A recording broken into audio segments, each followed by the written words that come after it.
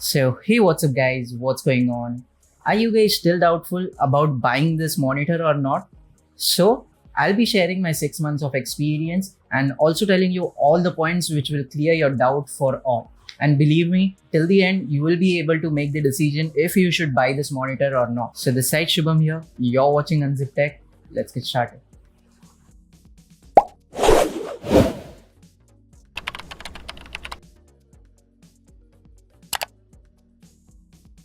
All right, so I have noted all the points down in my iPad and I'm thinking to put it out one by one so that you will be very clear about everything.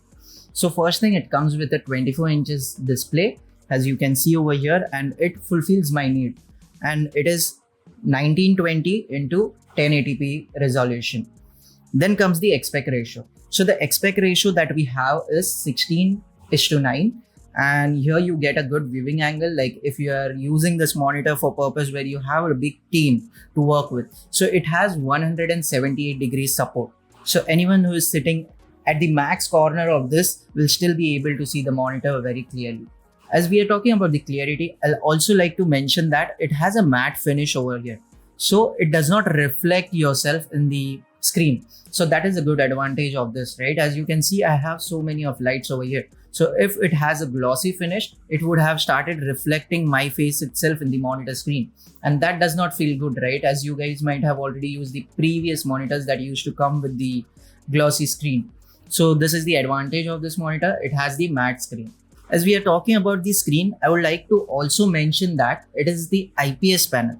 So if you are able to recognize that, like on my this laptop monitor is little bit like low quality, and this one is having a very good quality. It has very enhanced colors, whereas this one has little bit less enhanced colors as compared to this one. So IPS panels are also good for color grading. Then if you're working in the creative field, then this is the very good choice. We'll be also talking about this in the end so that you can make your decision. Going to the next point is the response time. So this monitor has a 5 hertz of response time, which is quite average for the gamer's perspective, but very normal for a regular user who is just using this for home purpose or for the office work, where response time does not matter that much.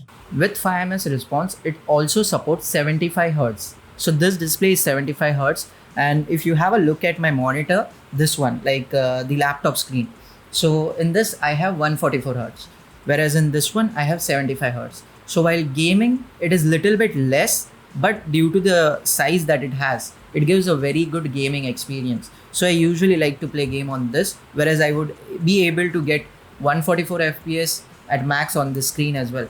So for gaming, again, there is a negative point that you can notice over here. Talking about the gaming thing, I'm not exactly sure, like this monitor is, I have seen the details as is it made for office purpose, but I see there are so many gaming features that they are also trying to add, but all are at the average level. Like let's talk about the other one, that is the game mode that it has. So what happens, like when I was using my controller to play games on this, there was one game, I'm not sure about the name exactly, but that game was giving me some darker shades on the edges. Okay, so I was not able to see the screen properly in the daylight. So what I did, I just went to the button that is giving at the back side, and I just turned on the game mode. So what happened after that, I was able to see the 50% more screen. Okay, like more visuals were there. I am focusing on this, that it does not cleared 100%, but it has 50% more accuracy. Like I was able to see the enemies which are there at the left corner or the right corner. So that is the advantage again, that it comes with the game mode, and it also has the AMD FreeSync technology. So what it is exactly is, it directly connects the hardware with the screen. So what happens in this situation is the image is quickly transferred over to the monitor. So if you turn on this feature, it will be taking up little bit more energy, but you will be able to see the image very clearly, and also there will be less image tears that will happen. So that is again a good feature provided by AMD. One feature that I noticed is not quite that useful, but still it is there, so I would like to mention it. That is the energy saving mode. So the company claims that it can save up to 10%, okay, focus on the word up to 10%. So it can be either in the range starting from 1 to 10. Okay. So it can save 10% up to 10% energy if you turn on the energy saving mode.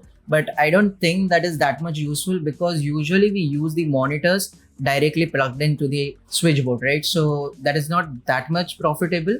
But yeah, if you're thinking about getting it for your use case base, so you can think about this function also. Then talking about the ports that it has on the back. So it has the HDMI and the D sub port on the back side. And also it has the third port, that is the power port. So you will be getting the adapter with it, which will go in the switchboard and it will be connected from the backside. The last but not the least, it has eye saver mode. Now, I personally felt it very useful because usually I work at the mid shift. So in that case, I have to use the screen till 10 p.m. So that is very advantage that it comes with. And I'm using that mode after the sunset. So what happens in that thing is, like normally if we are using a laptop, if we turn on the eye saving mode in the laptop, it will only affect to the laptop screen. It will not be affecting to the monitor screen. So that is why they have given a dedicated button. Like you can just go to the option and you can just turn on that. So that will help you to get less strain on your eyes. And that is actually helpful. Also, the company claims that it has flickers free screen. And I have noticed that a lot, like it does not give any flickering like issue till now. I have been using it for more than 6 months and haven't faced any issue like this. Okay, so the last important thing, which I was talking about from the beginning, which will help you to make the decision by yourself. That is the type of user you are. So I have basically divided the type of users in 3 categories. The first one is the user who is using this for office work. So if you're using this system or if you're using this monitor, I would say for the office purpose, then this is the best to go with in this budget. Because I went with this monitor. Before that, I was using it in my office and I saw on literally every desk we had this one. So like how we have Lenovo laptops in office, we have the Samsung monitors in office as well. So I think that is a good choice. If you're just looking for a monitor which is for work purpose, then don't think much, go with it. This is the best in this budget. The second type of user is who is from the creative field. Now by creative field, I mean like you are doing editing, you are doing color grading, you're doing Photoshop and all this kind of things. So in that also this monitor has an advantage, but it has an average advantage, I would say. The one advantage it comes with is it has a good color because of the IPS panel. If you're doing color grading on an AMOLED display, so already the colors are very boosted. So if you go with the IPS, it won't suit that much. Like you will see some dull colors if you have edited that image or the video on AMOLED display. So that is the reason you should always go with editing on the IPS panel, because most of the TVs, most of the mobile phones are still on IPS. So if you're doing the editing on IPS itself, you'll be able to get that same result while your viewer is viewing that video or that image. So that is the plus point. If you are in a creative field, you can obviously think of it. It has all the features that are needed for you. And the third type of user is the gamers. Now for gamers, I won't recommend this, but there is another situation. Like let's suppose you are a casual gamer and you have all the other needs also apart from gaming. So you can go with this if you're not thinking about playing FPS game. Because I being a gamer, I'm a casual gamer. Okay. So in that case, it is doing okay work for me. But if you are a serious gamer looking to go into the esport community, so in that case, I won't suggest you going with this because it has 5 ms latency.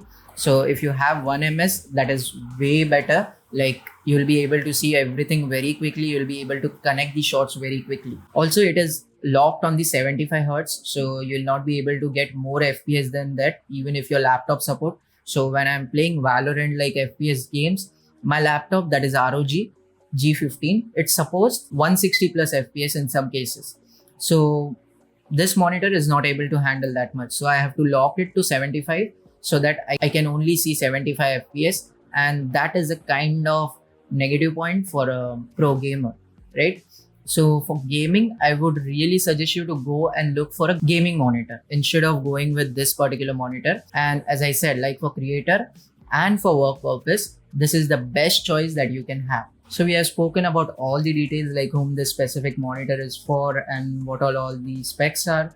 But I would like to mention one more thing that I faced difficulty in. Like I used this monitor and I carried it to my friend's house for a night out. where we played PS games on this. So we basically connected the PS4 on this and we were enjoying our game session. But there was a disadvantage, like it does not have a built-in speaker. So we have to connect the earphones directly to the controller and enjoy the sound. So that can be a disadvantage. And if you're thinking to get this specifically for playing games on speaker, then I won't suggest this. But if you have a dedicated speaker like how I have it over here, then you can obviously go with this monitor. Okay, so I hope this would have helped you to finalize your decision if you should go with this device or not. If you're still thinking of anything, let me know in the comment. I'll try to help you as much as possible. Also, I'll link the link in the description, which is the affiliate link. If you can buy from that link, you'll not be paying any extra money while purchasing it, but that will help our channel since it is an affiliated link from Amazon. So that's it for this video. Let me know in the comments what are your thoughts and what I should have added more about this particular device in this video. And also don't forget to hit the like button if you actually like this video and the subscribe button and get access to all the content. So thank you for watching till the end. See you guys in the next one. Till then, bye bye.